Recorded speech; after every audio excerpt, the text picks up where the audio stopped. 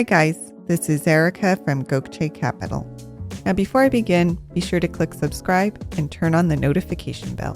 At 4 p.m. on a hot mid-July day, Pete Caligari saw the sight he had been dreading. The Bootleg fire was at his doorstep. Its 150-foot tall flames had topped a nearby ridge and were starting to make their way toward his research station. Yet, when the blaze arrived at the Sycan Marsh Preserve, something strange happened. But more on that later. For first, whether you are the owner of a forest stand yourself or a homeowner near a state or national forest, silviculture can have a dramatic impact on how you and your community's forests grow and behave. So in today's video, we have the top things you should know. Number 1. Silviculture is the art and science of controlling the growth, composition, health, and quality of forests. The goal is to meet the diverse needs of landowners and communities. This includes managing and growing wildlife habitat, timber, water resources, and recreational land on a sustainable basis.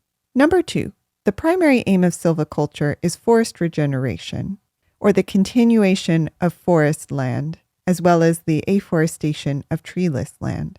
But it also has several other objectives, such as to make a plan for different kinds of silviculture treatments, including thinning, harvesting, planting, pruning, prescribed burning, and site preparation, to produce the greatest quantity of wood or other forest products per acre or per year, to meet the goals of the land or forest owner, to produce the highest possible income stream and return on invested capital, and to improve the quality and health of the forest while balancing the biological, economical, and ecological concerns of the forest, landowner, and community in question.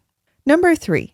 Silviculture has a number of advantages, including increasing the forest cover, which is important both for increasing returns on forest land, but also for the conservation of wildlife, maintaining a natural water cycle, which in turn helps prevent floods and erosion in surrounding areas by maintaining forest cover.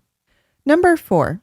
At a practical level, silviculture involves prescribing a series of treatments designed to change the current forest stand structure and composition to meet one or more goals.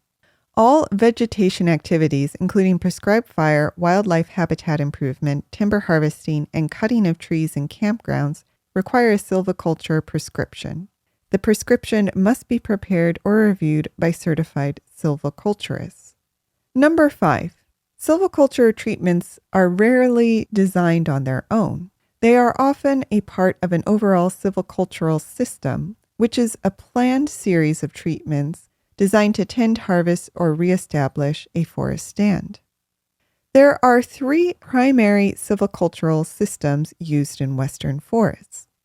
Even-age systems, which consist of a planned sequence of treatments designed to create or maintain a stand with predominantly one age class. A 2-age system, which is a planned sequence of treatments designed to create or maintain a stand with 2 age classes. And an uneven age system. This is a system of planned treatments designed to create or maintain a stand with 3 or more age classes. Number 6. While all 3 systems are used, there are several advantages to an uneven age management system. Because an uneven age management system is designed to produce a forest with trees at a wide variety of ages, it looks and often functions more like a natural forest. What this means is that it has greater genetic diversity, provides a full canopy, maintains a natural-looking, diverse forest, and generates long-term income by providing a steady supply of wood products. Now, for all of its benefits, there are some disadvantages to even-age systems, which is why they are not the sole system used. It tends to require more time and effort to maintain an uneven age system, and so you will usually need assistance from forestry experts. In addition, it does require larger areas to generate sufficient volume and income from the wood products, and you will need to put more effort into evaluating which trees to harvest at any one time. And finally, number 7. If you are the owner of a timber or forest stand, there are several factors you should think about when selecting a silviculture system for your forest. You'll need to think about your goals, both short-term and long-term. How much immediate revenue do you need from wood products or fuel wood? Are you interested in wildlife habitat or creating a natural-looking forest for recreation? And do you want a steady long-term income stream? Also assess the climate and site conditions. Think about what forest region your tree stand is located in. What type of bedrock lies under the stand? How deep is the soil and what kind of soil is it? How much rain and snow falls on the site? Is the site so steep that cutting the forest will make it vulnerable to erosion? You'll need to think about the current stand and species characteristics. Think about the volume and current value of the trees on your forest and how much work you must do to realize your goals if your planned silviculture system is very different from what is already in place. Balance this with the species that you want to grow, should they be different from what is already on the stand. And finally, think about how much effort and money you want to put in. Do you want a system that requires the least amount of effort, or do you want to balance the time and investment you need to put in with other goals, such as creating recreational land, fostering wildlife habitat, or growing a sustainable, steady income? But let's return to the Bootleg fire. This massive blaze started in southern Oregon's Klamath-Winnema forest and quickly turned into one of the largest fires in state history. Its behavior stunned veteran firefighters and forest managers, growing in a way that they had never seen. The fire was so large that it generated its own weather, at one point even spawning a flaming tornado. Yet when the fire reached the Sican Marsh Preserve, it slowed down and weakened, allowing firefighters to manage the fire and steer it away from Pete Caligari's research facility. The Sican Marsh Preserve is a small portion of the Klamath-Winnema National Forest, only 30,000 acres, but it's the site of a big experiment in forest management. The preserve is owned by the Nature Conservancy, which has partnered with the Klamath tribes to manage the forest using traditional practices, including prescribed burns. Indigenous people, like the Klamath tribes, would traditionally burn the forest on a frequent basis, keeping fuel loads down and regulating wildfire intensity when it did occur. The forests of yore were thus sparser with a more variable structure. In these old forests, many of the smaller trees and plants would burn, but the larger ponderosa pines would generally survive, serving as the backbone of the forest and guaranteeing its survival. But this pattern changed in the 1930s when an influx of American settlers brought unregulated grazing and logging. Livestock removed much of the surface vegetation that would have naturally carried small fires across the landscape. In addition, American forest managers banned fire suppression altogether to avoid damage to future timber crops. Even worse, much of the old-growth forests were logged, removing the forest's most drought and fire-resistant plants.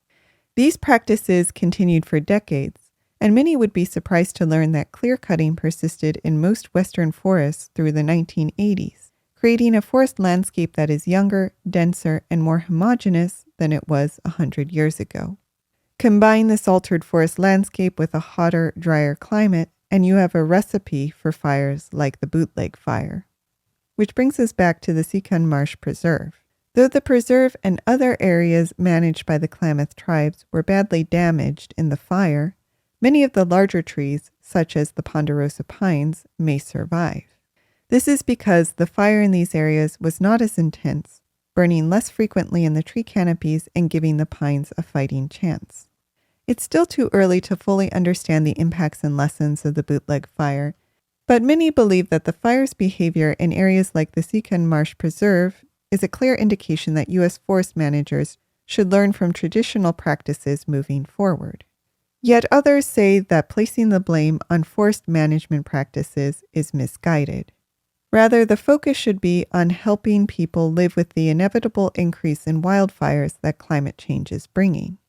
But for now, if you are worried about how future fires will affect your property, it is a good idea to stay up to date on forest and fire management practices and constantly reevaluate your own strategies as the climate changes. Now, do you have any stories about silviculture, forest or fire management? Let us know in the comments. Did you like this video? You're going to love our Gokce Land Due Diligence program. We'll make you a land due diligence expert in just 7 days. Check it out at gokcecapital.com/glad. And while you're at our website, don't forget to explore our $1 down listings at gokcecapital.com/listings. Finally, don't hesitate to reach out. You can email, call, or text, and we will respond as soon as possible. So thank you for listening, and more to come.